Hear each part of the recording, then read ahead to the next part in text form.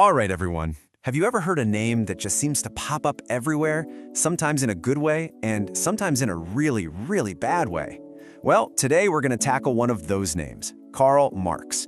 His ideas have started revolutions and built up entire countries, but they've also been linked to some of history's worst tragedies. So what's the deal? Let's get into it. Okay, so to really get a handle on Marx, you can't just look at his ideas in a vacuum. You have to picture the world he was living in. And we're not talking ancient history here. He was right in the middle of the Industrial Revolution. I mean, just imagine it. Steam engines are roaring, huge factories are popping up everywhere, and cities are just exploding with people. It was a time of massive chaotic change, and pretty much everything Marx wrote was him trying to make sense of what he was seeing all around him. So let's talk about capitalism's big problems, or at least what Marx saw as the big problems. This brand new system, capitalism, was taking over. And on the surface, wow, it looked amazing. It was creating more wealth than anyone had ever seen before. But Marx kind of looked under the hood and saw something much darker. He approached it like a doctor looking at a sick patient. He didn't just want to treat the cough, he wanted to figure out what was causing the disease in the first place. One of his first big diagnoses was this idea he called alienation. You see, Marx actually thought work could be one of the best parts of being human. Think about an artisan, maybe a woodworker, building a whole chair from scratch. They design it, cut the wood, put it all together, and they can look at that finished chair and say, I made that, that's a piece of me, right? But in the new factories, work was totally different. It was broken down into these tiny, repetitive tasks. You wouldn't build a chair. You'd spend your entire day, maybe 12 hours straight, just screwing one leg onto a chair, over and over and over. You never see the final product, you feel completely disconnected from what you're doing. That feeling? That's what Marx called alienation. And it wasn't just boring, it was also incredibly insecure. Marx pointed out that under this new system, workers were completely expendable. You weren't a person with skills in a family, you were a cost, an item on a spreadsheet. You could be the hardest worker there, but the second your boss finds a new machine that can do your job cheaper, you're gone, just like that. Can you imagine living with that constant fear that you could be replaced at any moment? That's a huge part of Marx's critique. Okay, now for a really controversial one. Profit. Most of us think of profit as a good thing, right? It's the reward for a brilliant idea or for taking a risk to start a business. While Marx saw it very, very differently. He had this fancy German term for it, but what it really boils down to is this. He saw profit as theft. He argued the profit is simply the value that a worker creates but doesn't get paid for. The owner just pockets that difference. To Marx, that wasn't a reward, it was exploitation. And here's a great modern example to help you wrap your head around it. You have someone getting paid a couple of bucks an hour to assemble a phone that sells for hundreds of dollars. Marx would look at that and ask, where does all that extra money go?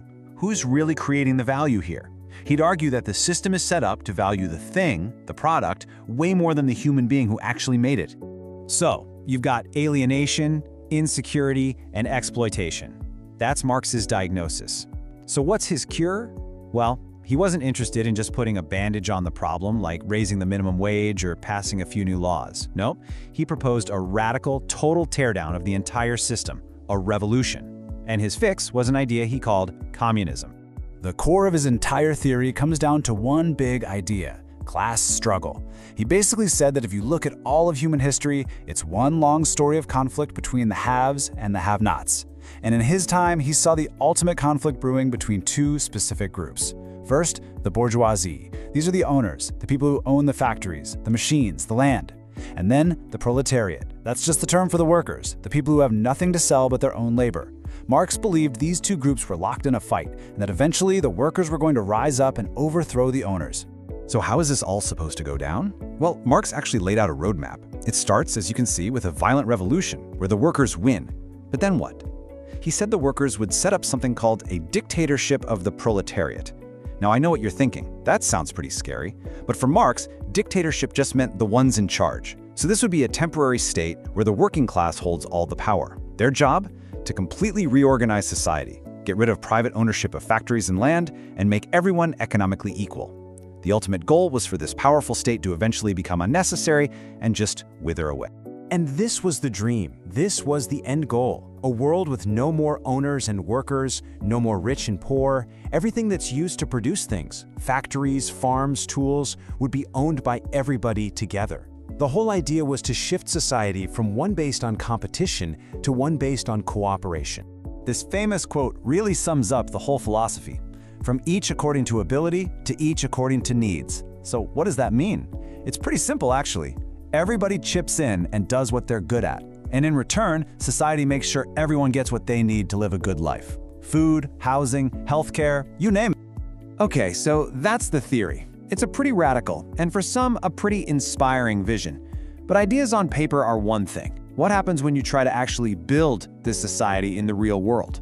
Well, that leads us to the biggest, most famous attempt to do just that, the Soviet Union.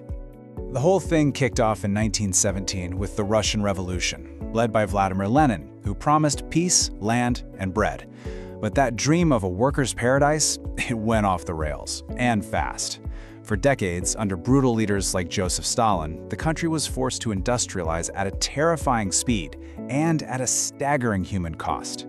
By the 1980s, the system was crumbling, leading to its final collapse in 1991. So let's just quickly remember what the theory was supposed to be. Remember that dictatorship of the proletariat? The idea was that the workers themselves would be in control. They'd own everything together, and the government would just manage things for everyone's benefit, before eventually fading away. But what actually happened? Well, it couldn't have been more different. Instead of workers having power, you got a single authoritarian party with absolute control. Instead of prosperity, the state took over all the farms, which led to a man-made famine that killed millions. If you disagreed with the government, you were shipped off to a brutal labor camp. And that state that was supposed to wither away, it grew into a massive, totalitarian government that controlled everything. It was a nightmare. So that leaves us with a really tough question.